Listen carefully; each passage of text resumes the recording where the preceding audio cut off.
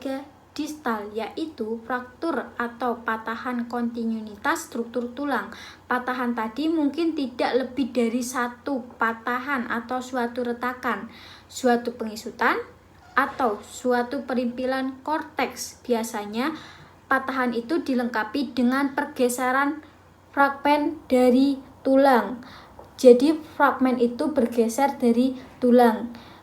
Kalau kulitnya ikut sobek atau robek, bisa disebut dengan fraktur terbuka. Sedangkan kalau fraktur pada bagian kulitnya tidak robek atau masih utuh, itu disebut dengan fraktur tertutup atau fraktur sederhana. Etiologi pada bagian femur sepertiga distal yaitu kekerasan langsung yaitu di mana patah tulang terjadi pada titik kekerasan atau pada titik patah tulang tersebut mengalami kekerasan. Ini biasanya terjadi pada bagian fraktur terbuka. Untuk selanjutnya ada kekerasan tidak langsung. Biasanya terjadi atau menyebabkan patah tulang di tempat yang jauh dari tempat terjadinya kekerasan. Yang biasanya misal terjadinya fraktur di bagian atas dan terjadinya lebam di bagian bawah. Sebaliknya seperti itu. Kekerasan akibat adanya otot-otot yang tertarik. Patah tulang akibat tarikan otot sangat jarang terjadi. Kekuatan dapat berupa pemutiran, penekanan, atau penekukan. Nah, untuk selanjutnya ada lagi fraktur patologik, yaitu fraktur yang terjadi pada tulang disebabkan adanya melelehnya struktur tulang akibat kurangnya zat-zat nutrisi seperti vitamin D, kalsium, fosfor, ferrum, dan lain-lain. Logi pada bagian femur sepertiga distal yaitu dalam kondisi post-orif atau femur sepertiga distal, kemungkinan terjadinya ada dua cara, yaitu adanya trauma kecelakaan secara langsung yang mengenai tungkai atau tulang pada batang femur sehingga mengakibatkan perubahan posisi pada bagian fragmen tulang.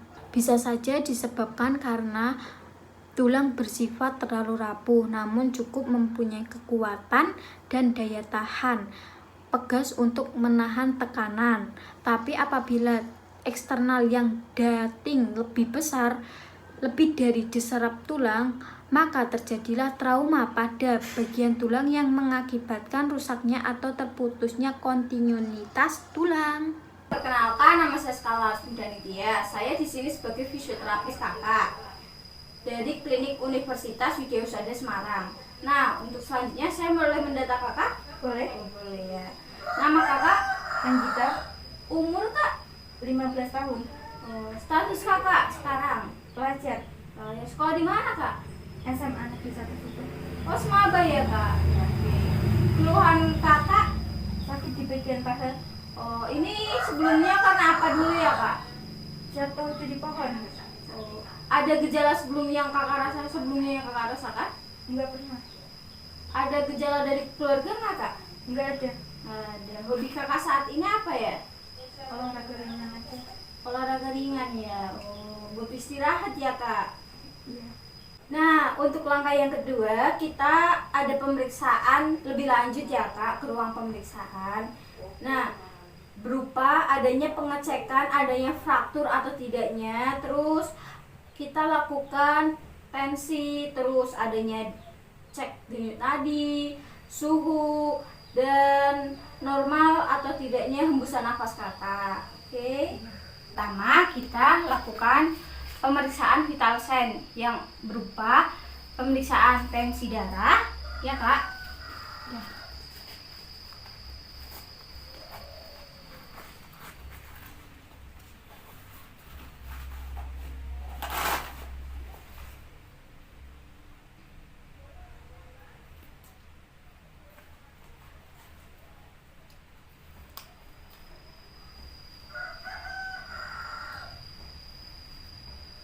Kita letakkan pada arteri brachialis.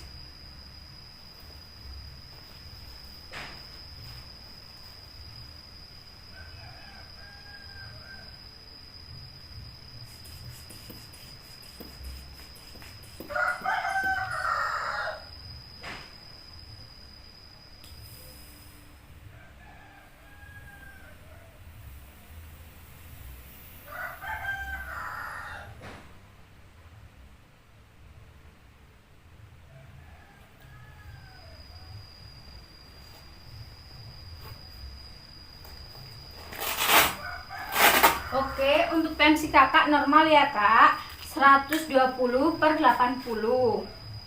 Nah, pemeriksaan suhu dulu ya kak. Nah, untuk pemeriksaan suhu kita lihat dulu ya kak. Kita di sini sih ya kak. Ya. Kita tunggu. Jangan lupa dihidupin kak ya. Lihat saja kak.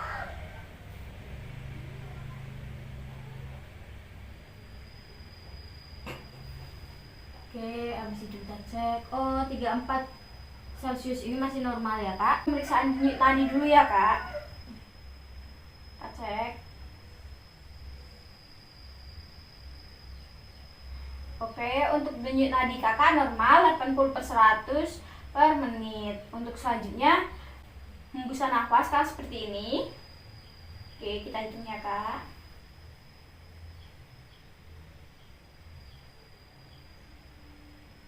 Oke, hembusan nafas kakak normal 20-24 per menit ya kak.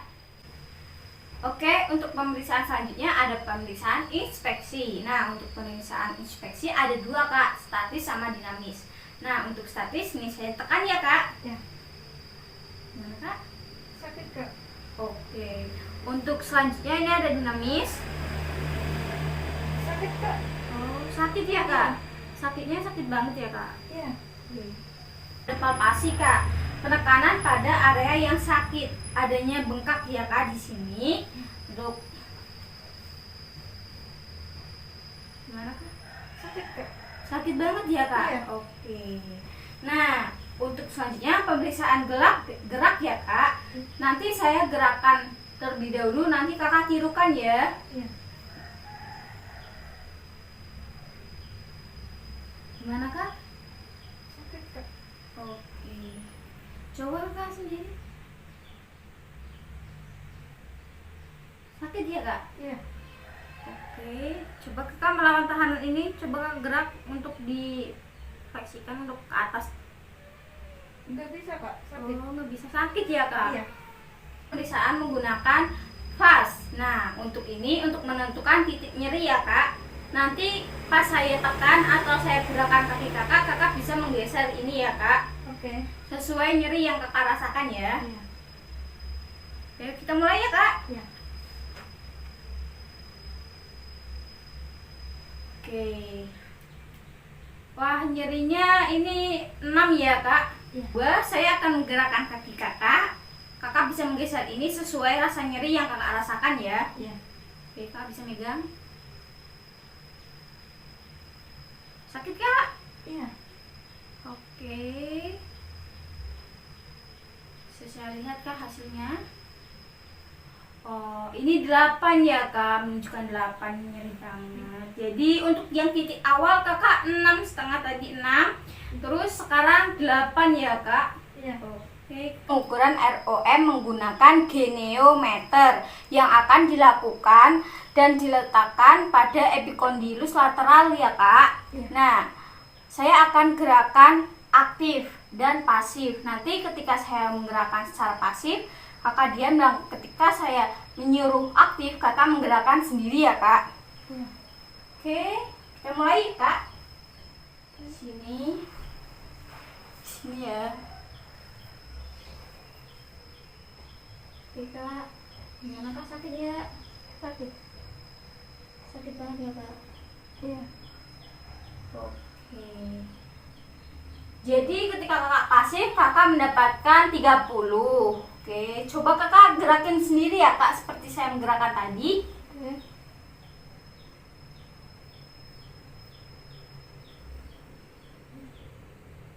Oke, relax lagi ya. Nah, untuk gerakan aktifnya kakak 35 kak. Ini rasanya gimana kak sekarang yang kakak rasakan? Masih sakit? Iya. Oh. Untuk selanjutnya kita pemeriksaan edema atau ini pemeriksaan bengkaknya kakak ya kak. Kita menggunakan midline. Nah, untuk pemeriksaan yang pertama kita lakukan pada tuberositas tibia ya kak. Kita lanjut ya kak. Iya. Relax ya kak. Iya.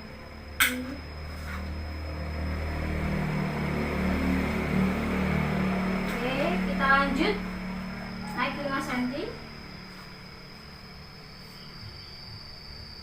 Oke, naik 5 cm lagi. Latihan hari pertama untuk fraktur. Nah, untuk tahap yang pertama kita elevasikan atau bantuan bantal sebagai pengganjal sejauh 2 cm. Seperti ini, yang memiliki tujuan untuk mengurangi odema atau bengkak pada kaki dan rasa nyeri ya Kak. Iya. Nah, untuk selanjutnya ada spastik kontraksi. Kita memberi tahanan ya Kak. Ya Kak. Oke. Yang ketiga ada ankle palm. Kita seperti ini ya.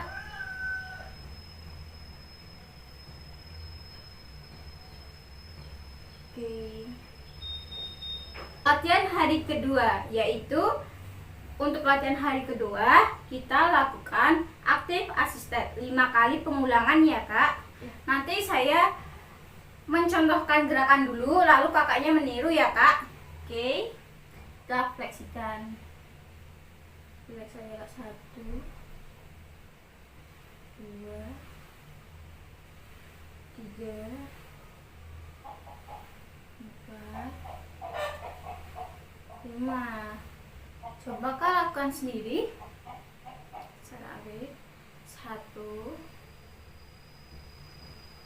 2 3 4 5. Selanjutnya latihan duduk ya Kak. Sebelumnya Kakak bisa tangannya mengepal terlebih dahulu seperti ini. Nih, oke.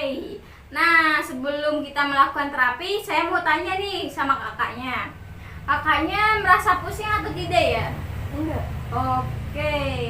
Nanti duduk menggunakan block waiter, hitungan 1 sampai 6, kakaknya langsung duduk ya. Iya. Oke. Nah, kita tangan 1 2 3 4 5 6. Oke Kak.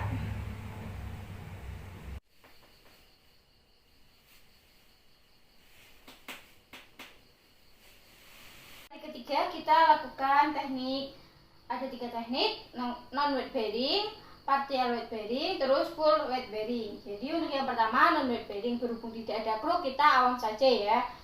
Untuk yang pertama terlebih dahulu badan tegak, kaki diangkat 1, dan langkah yang pertama kita menggunakan kaki yang sehat, lalu yang sakit mengikuti dengan cara mengayun.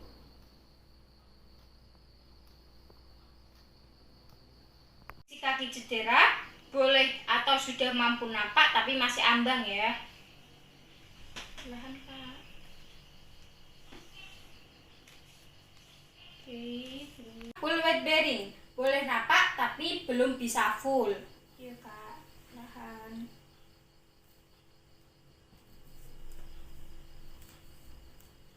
Untuk naik tangga kita lakukan kaki yang sehat dulu lalu diikuti kaki yang sakit. Untuk turun tangga kita menggunakan krek terlebih dahulu, berhubung tidak ada krek kita awam ya. Jadi simulasinya seperti ini. Lalu diikuti yang sakit.